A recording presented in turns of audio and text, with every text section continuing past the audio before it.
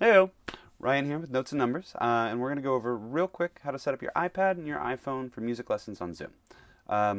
If you're one of my students, which chances are high that you are, then we know we don't really use the phones typically for much other than camera stuff, but just in case.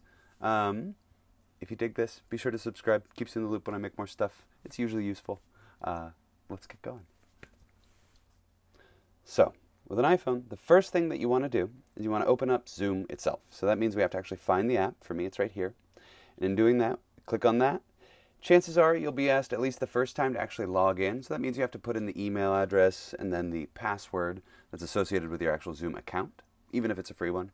But past that, you should end up on the same basic screen. If you look in the bottom right corner, there's this little gear down there. So if we click on that, it brings up this screen.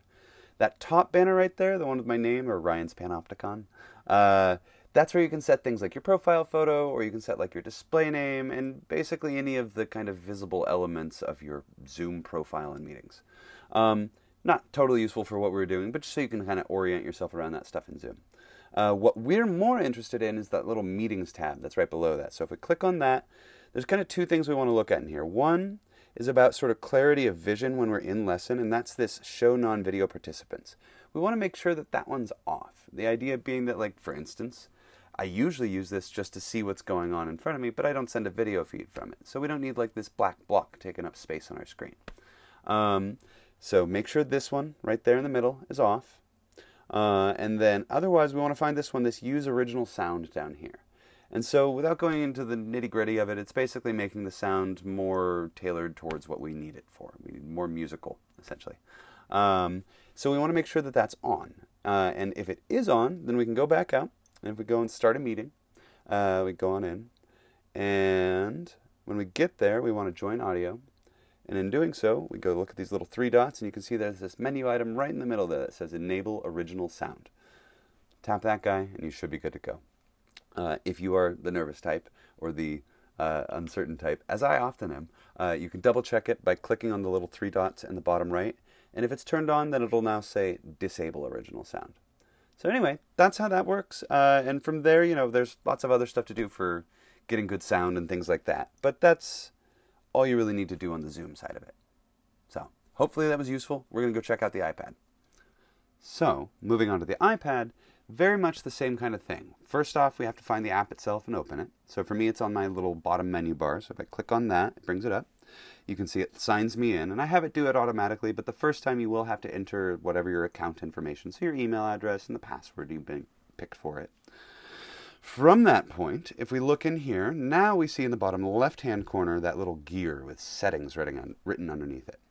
Click on that, it brings up this menu, and if we tap that top one there, that's where we would do things like change our display name or change our profile photo, which is all stuff that's useful for when you're trying to get into lessons or something like that. So I know who it is that's trying to get in. But otherwise, it's not that important for our purposes here. What we're really into is that meetings tab that's right underneath it. So just to show again, that's just right there.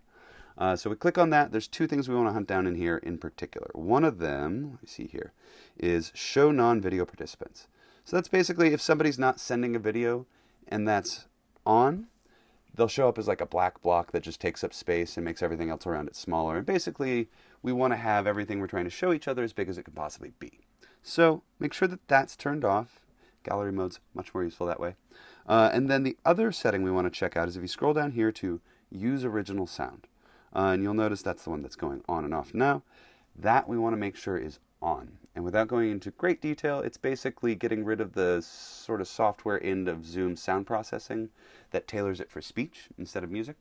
So we want the music kind, so we want original sound. Anyway, having done that, we go back out, we can start a meeting.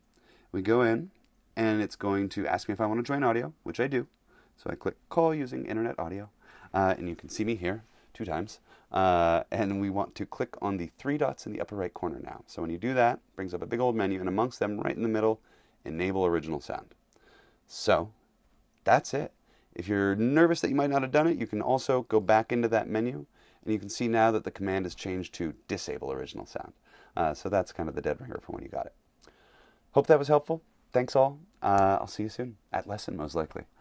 Take care.